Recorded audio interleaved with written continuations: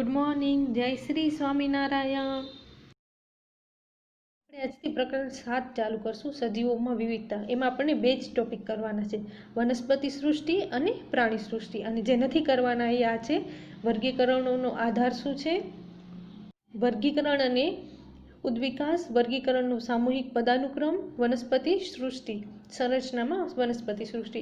આ મુદ્દાઓ આપણને નથી કરવાના। સૌથી ફર્સ્ટ રોમાં જે છે એ જ મુદ્દા આપણને કરવાના છે, બાકીના સ્કીપ થયેલા છે, એટલે કે આપણા સિલેબસમાં આ વર્ષે નથી લેવાના।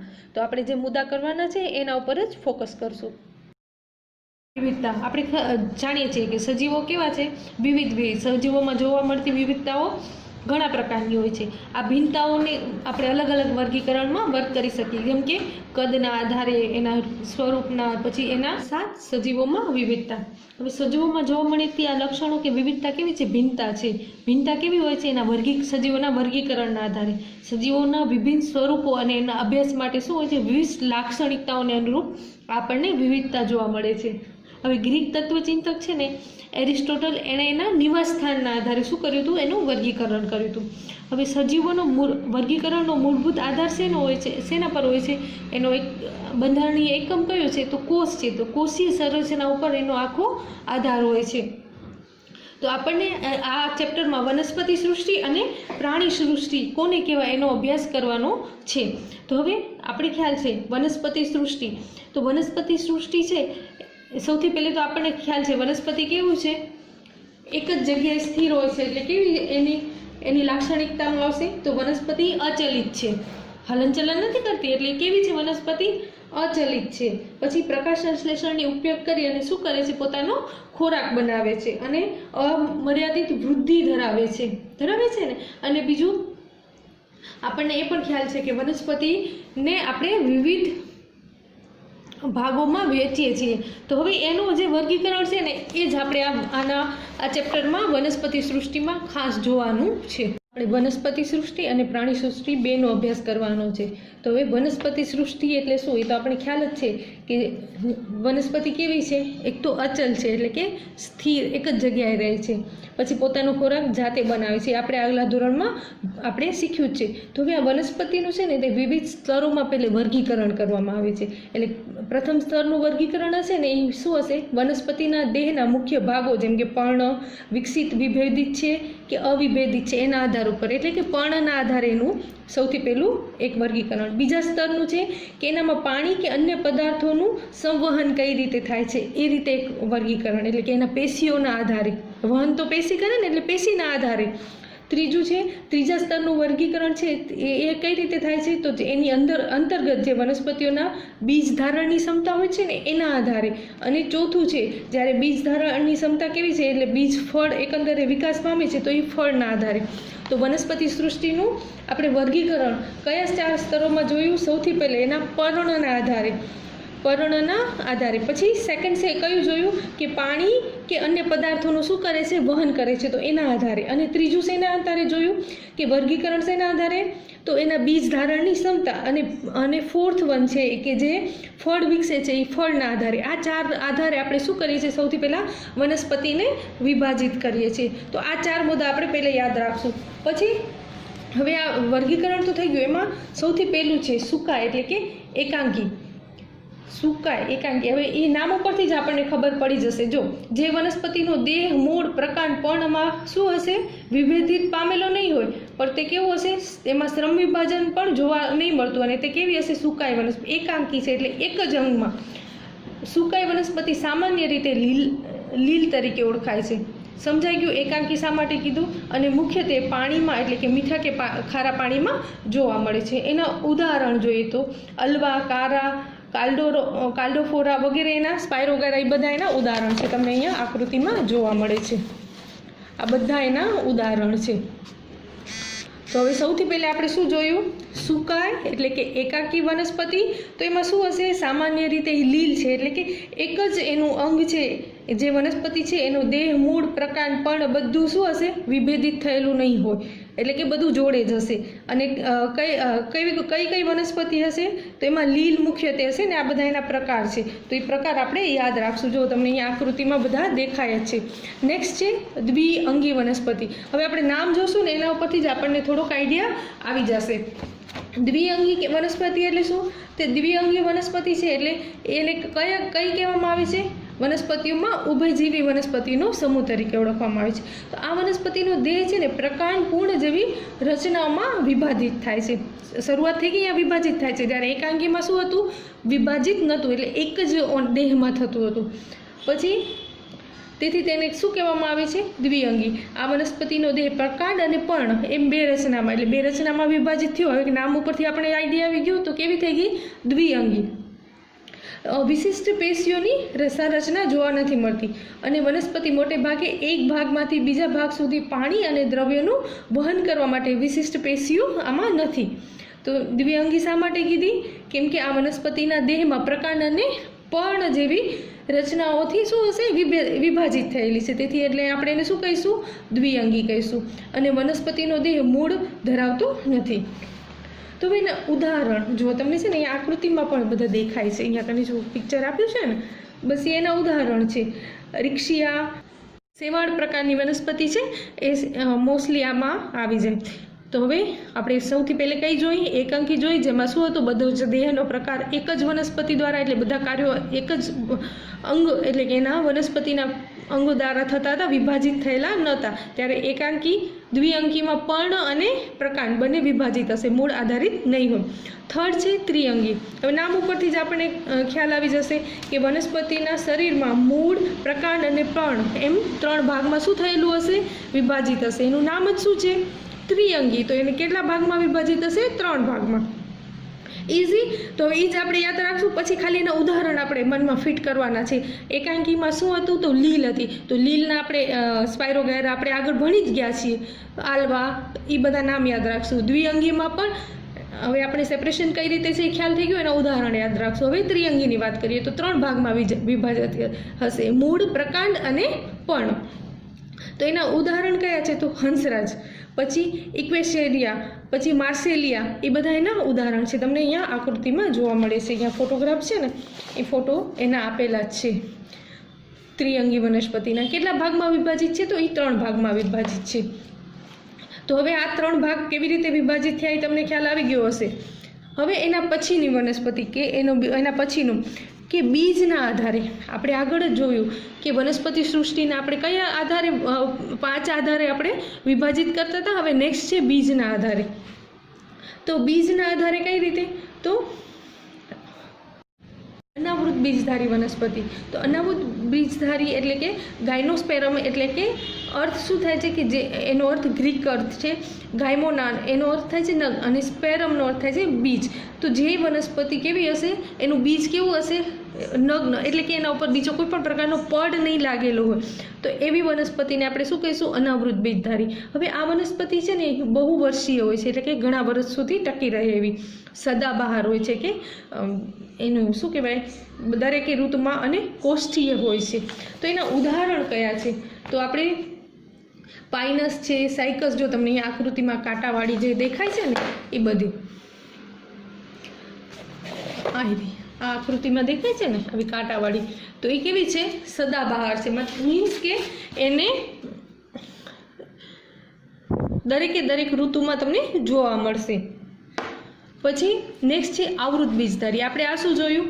અનાવૃત બીજધારી, કે જેની ઉપર પડ નહીં હોય એવી હશે જેનું બીજ, અને કેવી હશે? દરેક ઋતુમાં જોવા મળશે, એટલે સદાબહાર હશે। તો કેવી થઈ ગઈ? આ અનાવૃત બીજધારી। હવે આવૃત બીજધારી નેક્સ્ટ કઈ છે? આવૃત બીજધારી વનસ્પતિ। તો હવે આવૃત બીજધારી એટલે આવૃત બીજધારી વનસ્પતિમાં બીજ એ ક્યાં હશે? ફળની અંદર કેવું હશે? ઢંકાયેલું હશે, એટલે બહાર નહીં હોય, અને તેના બીજ એ બીજાશયમાં શું થશે? વિકસિત થશે અને ફળમાં રૂપાંતરિત થશે। તેનો ખોરાક સંગ્રહ ક્યાં થશે? બીજપત્રમાં, અને ભ્રૂણનું પોષણ થશે। બીજમાં બીજપત્રોની સંખ્યાને આધારે આવૃત બીજધારી વનસ્પતિને પણ પાછા વિભાજિત કરવામાં આવે છે। તો પહેલે આવૃત બીજધારી વનસ્પતિ સમજાઈ ગયું કે જે બીજ ક્યાં હશે? ફળની અંદર જે બીજ જોવા મળશે એવી બધી ક્યાં હશે? આવૃત બીજધારી।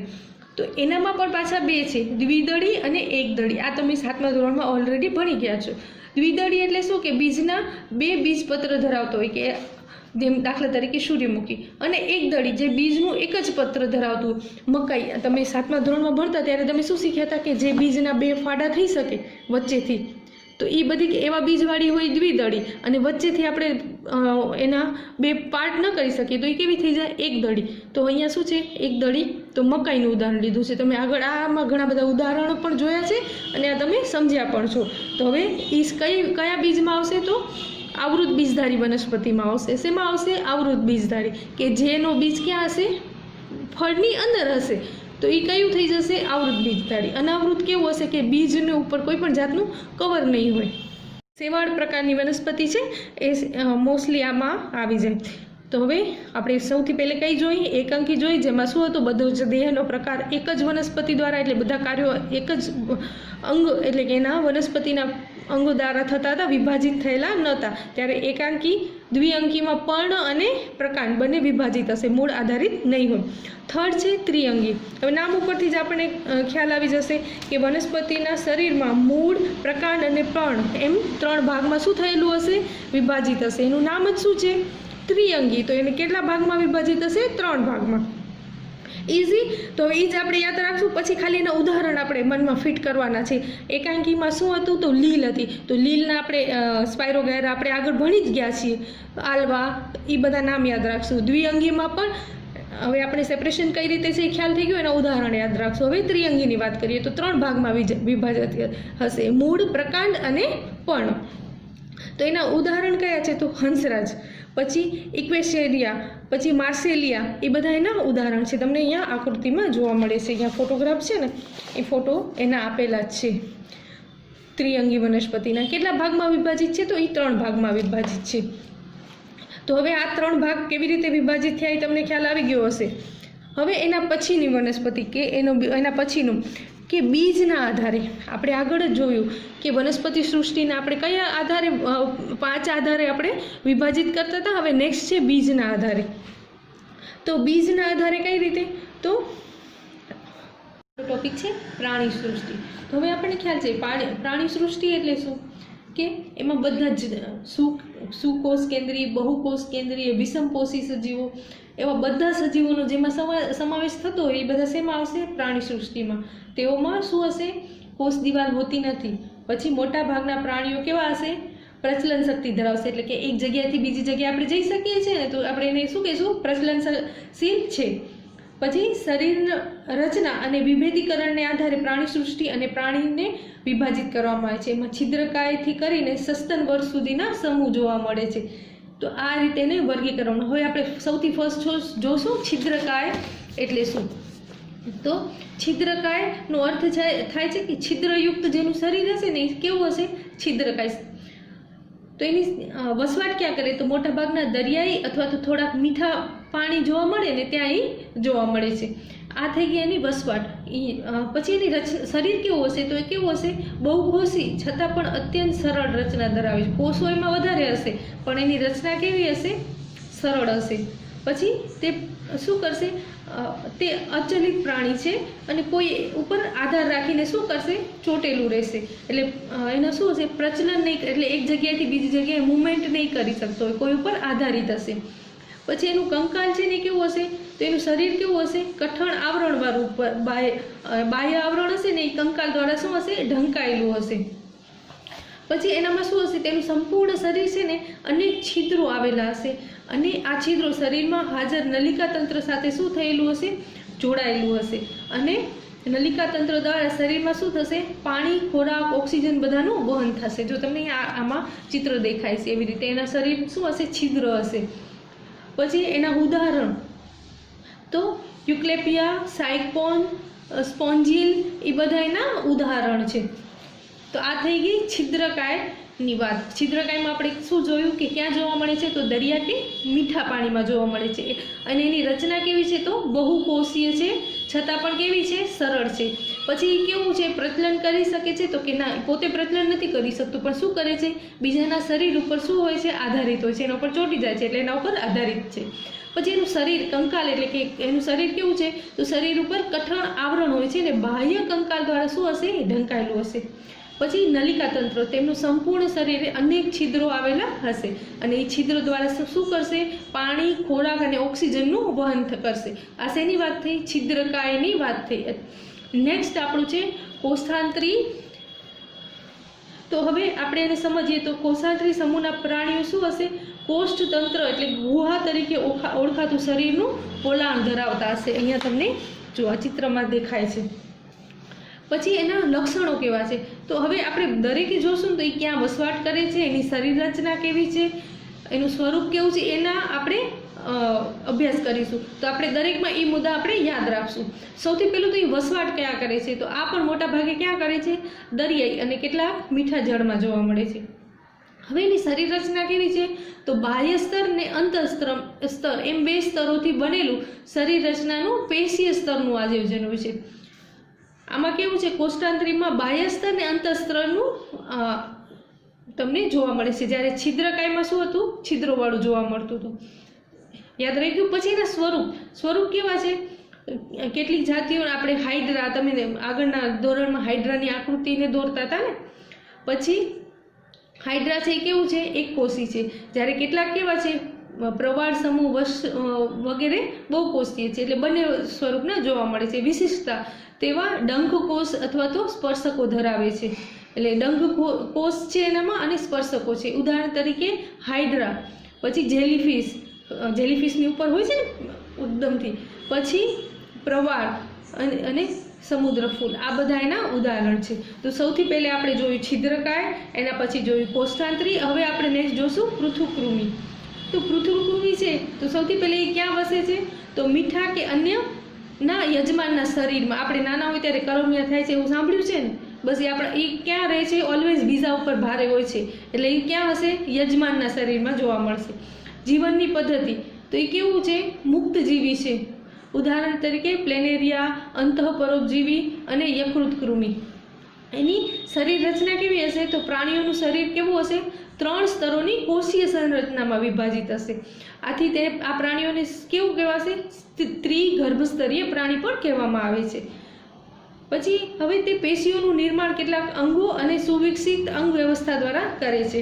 એનો દેખાવ કેવો હશે? તો કૃમિ કેવું હશે? વક્ષ બાજુએ ચપટું અને પૃથુ હોવાથી ચપટા પૃથુકૃમિ તરીકે ઓળખાય છે. અહીંયા જો તમને સૌથી આ દેખાય છે ચિત્ર, બસ આ પ્રકારની એની રચના હશે. પછી સમિતિ કેવી હશે? તો એનું શરીર કેવું હશે? જમણી અને ડાબી બાજુ એમ બંને બાજુ કેવું હશે? સમાન રચના ધરાવતું હશે. અને શરીર ગૃહાનું શું હશે? અભાવ હશે. ઉદાહરણ તરીકે પ્લેનેરિયા, યકૃત કૃમિ, પટ્ટી કીડા વગેરે એના ઉદાહરણો છે. જો તમને દેખાય છે ને. પછી નેક્સ્ટ છે સૂત્રકૃમિ. હવે સૂત્રકૃમિ એટલે શું? તો એની સૌથી પહેલા એની શરીર રચના કેવી હશે? જો તમને આકૃતિમાં દેખાય છે, પ્રાણીઓના શરીરના લાંબા અને નળાકાર હોવાથી સૂત્રકૃમિ ઘોડકૃમિ તરીકે પણ ઓળખાય છે. જો અહીંયા આકૃતિમાં દેખાય છે ને. પછી એનું ગર્ભસ્તર કેવું હશે? તો ત્રિગર્ભસ્તરીય હશે. અને સમિતિ કેવી હશે? તો દ્વિપાર્શ્વીય સમિતિ હશે. આયોજન કેવું હશે? પેશીઓ જોવા મળશે પરંતુ અંગતંત્ર સંપૂર્ણ વિકસિત નહીં હોય. પેશી હશે પણ અંગતંત્ર વિકસિત નહીં હોય. જીવન પદ્ધતિ કેવી હશે? તો મોટાભાગના પ્રાણીઓ પરોપજીવી હોવાથી અન્ય પ્રાણી કે રોગ ઉત્પન્ન કરે છે. અન્ય પ્રાણીઓને શું કરે છે? રોગ ઉત્પન્ન કરે છે. પછી એનું શરીર કેવું હશે? તો તે ફૂટ દેહકોષ્ઠી અથવા કોઈ આભાસી શરીર ગૃહ ધરાવે છે. ઉદાહરણ તરીકે કરમિયો, હાથીપગો, કૃમિ એ બધા શેના ઉદાહરણ છે? તો સૂત્રકૃમિના ઉદાહરણ છે. હવે તમને ખાલી જગ્યા કે એક વાક્યવાળા પ્રશ્નમાં પૂછાય કે કરમિયું શેનું ઉદાહરણ છે? તો આપણે શું કહીશું? સૂત્રકૃમિનું. પછી હાથીપગો રોગ માટે જવાબદાર છે એ શેના પર છે? તો શેના કારણે? તો સૂત્રકૃમિ નામના વર્ગ ધરાવતા પ્રાણીઓના સમૂહના કારણે થાય છે. તો આ થઈ ગઈ છે એની સૂત્રકૃમિની. નેક્સ્ટ છે નુપુરક સમુદાય. નેક્સ્ટ શું છે? નુપુરક સમુદાય. તો હવે નુપુરક સમુદાયમાં કેવા હશે? તો એક તો મીઠા જળ અને દરિયાઈ જળ એમ બંને જગ્યાએ જોવા મળે છે. અને આ પણ કેવા છે? ત્રિગર્ભસ્તરીય છે. પછી દ્વિપાર્શ્વીય સમિતિ ધરાવે છે. અને એનું શું હોય છે કે પ્રાણી શરીરમાં પાચન, પરિવહન, ઉત્સર્જન, ચેતાતંત્ર જેવું તંત્ર એમાં જોવા મળે છે. તેના શરીરમાં શીર્ષ અને પૂંછડી 1 ખંડોમાં વિભાજિત છે. શરીર રચનામાં શું હશે? સાચા અંગનું નિર્માણ પામે છે. તો આ થઈ ગઈ છે એની નુપૂરક સમુદાયની. નેક્સ્ટ છે સંધિપાદ. સંધિપાદ આવ્યો તો તમને અહીંયા દેખાય છે, આ જે દેખાય છે એ કયા છે? સંધિપાદ. તો હવે સંધિપાદ કેવા હશે? તો કે ખંડમય રચના ધરાવશે. પછી આ પણ કેવા છે? દ્વિપાર્શ્વીય સંમિત ધરાવે છે. અને ઉપાંગો એટલે શું હોય છે? પ્રજનન માટે સાંધાવાળા ઉપાંગો ધરાવે છે. એટલે હલનચલન કરે છે પણ કેવું હોય છે? એમાં સાંધા હોય છે. પરિવહન તંત્ર ખુલ્લા પ્રકારનું હોવાથી દેહ ગુહા કે શરીર ગૃહમાં રુધિરથી ભરેલું હોય છે આમાં. અને ઉદાહરણ તરીકે વંદો, ઝીંગા, પતંગિયું, માખી, કરોડિયો, વીછી વગેરે શેના ઉદાહરણ છે? સંધિપાદના ઉદાહરણ છે. હવે તમને પરીક્ષામાં પૂછાય સંધિપાદ સમૂહ એટલે શું? એના લક્ષણો જણાવો, ઉદાહરણ જણાવો. તો આપણે શું લખશું? એક તો એની રચના કેવી છે? ખંડમય છે. પછી પ્રજનન માટે એ શું હોય છે? એનામાં સાંધા હોય છે. એના કારણે શું કરી શકે છે? હલનચલન કરી શકે છે. પછી પરિવહન તંત્ર ખુલ્લા પ્રકારનું હોય છે. અને ઉદાહરણ લખીએ તો આપણે પછી કયા લખીએ? વંદો, પતંગિયું, માખી, કરોડિયો, વીછી બધા શેના ઉદાહરણ છે? તો સંધિપાદના ઉદાહરણ છે. પછી એના પછીનું છે મૃદુકાય. તો મૃદુકાય એનું શરીર કેવું છે? શરીર ગૃહ નાની છે. પછી મૃદુકાય. મૃદુકાય છે ને એ પ્રાણી કેવું છે? દ્વિપાર્શ્વીય છે. આ પણ બધા આવી જ આવ્યા છે અત્યાર સુધી. પછી એ ખંડન કેવું કરે છે? તો શરીર થોડું ખંડન દર્શાવે છે. કંકાલ કેવું છે? તો કોમળ શરીર ધરાવતું હોવાથી મોટા ભાગના કેવા ઉપર કવચ ધરાવે છે.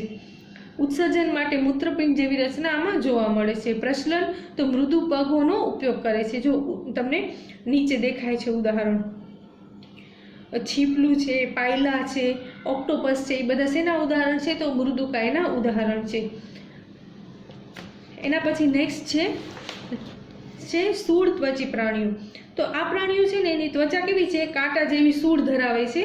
અને વસવાટ ક્યાં કરે છે? તો દરિયાઈ મૃતક જેવી પ્રાણીમાં. સામાન્ય લક્ષણ શું છે એના? તો તે કેવી છે? ત્રિગર્ભસ્તરીય અને શરીર ગૃહયુક્ત છે. એનામાં વિશિષ્ટ શું છે? તો પ્રચલનમાં સહાય વિશિષ્ટ પ્રકારનું જલ પરિવહન નલિકા તંત્ર જોવા મળે છે. બાહ્ય કંકાલ કેવું છે? તો પ્રાણીઓને કેલ્શિયમ કાર્બોનેટનું ઉપર શું હશે? સખત પડ અને સૂળ જોવા મળે છે. તો એના ઉદાહરણ કયા છે? તો બળતારા, સમુદ્ર કાકડી, પછી સાગર ગોટા, સમુદ્ર તાર વગેરેના શું છે? ઉદાહરણ છે. તો આ થઈ ગઈ આપણી પ્રાણી સૃષ્ટિની વાત. આપણે આ ચેપ્ટરમાં વનસ્પતિ સૃષ્ટિ અને પ્રાણી સૃષ્ટિ બંને મુદ્દા જ કરવાના છે. તો આપણે આટલા જ મુદ્દા છે. તો આને 1 થી 2 વાર તમે રિવાઇઝ કરી દેશો તો તમને યાદ રહી જશે. અને કમ્પેરિઝન કરીને તમે વાંચશો ને તો જલ્દી યાદ રહેશે.